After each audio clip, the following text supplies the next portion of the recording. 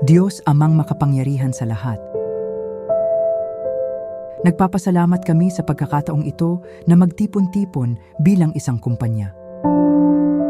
Salamat sa mga biyaya na ipinagkaloob mo sa amin at sa bawat isa na narito ngayon. Hinihiling namin ang iyong gabay sa aming bawat hakbang.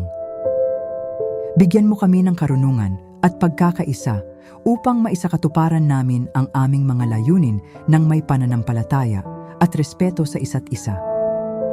Naway ang aming mga desisyon at gawain ay maging kalugod-lugod sa iyong mga mata.